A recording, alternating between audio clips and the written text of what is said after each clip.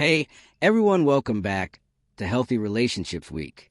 So far, we've talked about green flags, red flags, and boundaries, the foundation of every healthy relationship. Today, we're moving into something that truly separates toxic patterns from lasting connection: communication. Because emotionally mature couples don't just talk, they listen to understand, they disagree with respect, and most importantly, they handle conflict without destroying connection. So in this video, let's explore how emotionally mature couples communicate without drama, manipulation, or blame. Let's start here. Emotionally mature communication isn't about being perfect.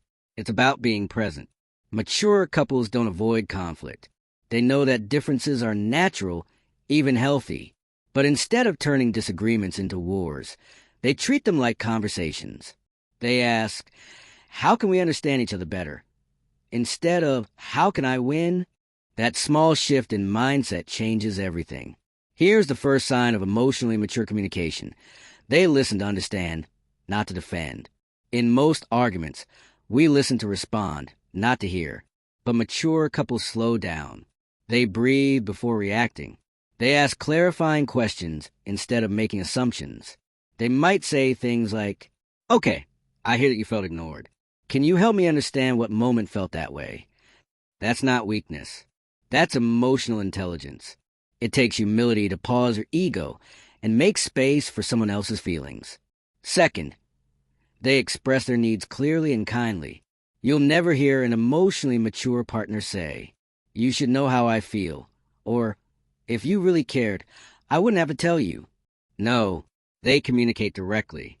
They say things like, when this happens, I feel hurt. I'd really appreciate it if we could try this instead. See the difference? It's not about accusation, it's about clarity. When both people take responsibility for how they express themselves, arguments turn into understanding. Third, they regulate before they communicate.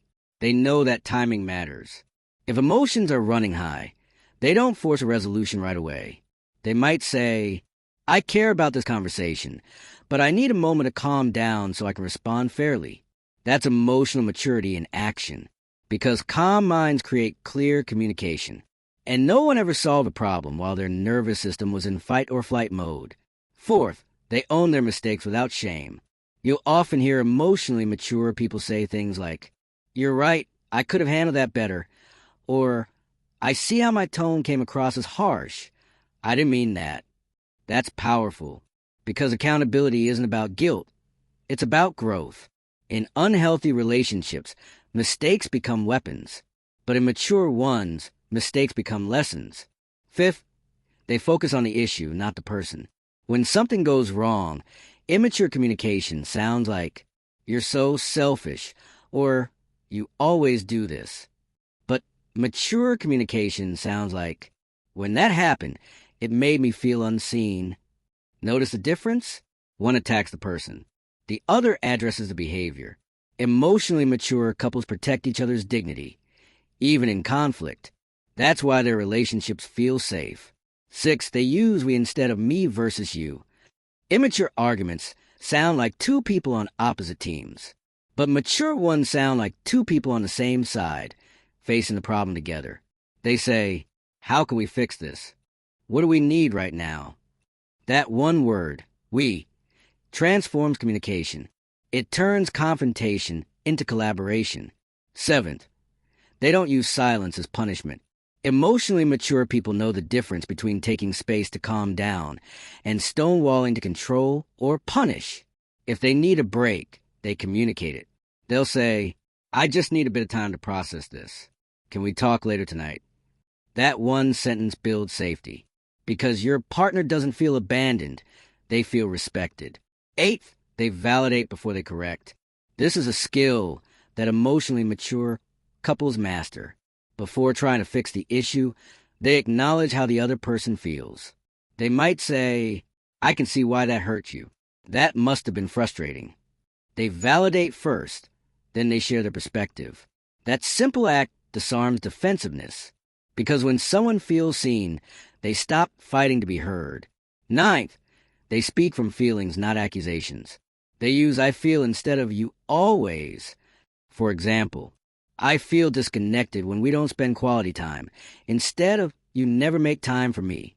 One invites empathy, the other triggers defense. Emotionally mature people know that words can build bridges or burn them. They choose carefully.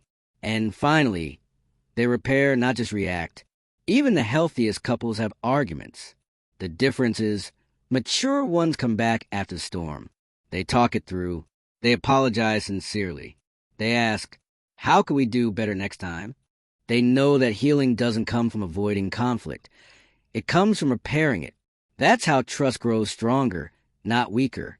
Gentle tone. So here's the truth. Emotionally mature communication isn't always easy. It takes patience, vulnerability, and a willingness to be wrong sometimes. But it's worth it, because when you communicate with emotional intelligence, you create a love that feels safe, not stressful. You replace drama with dialogue, and that's where real intimacy begins.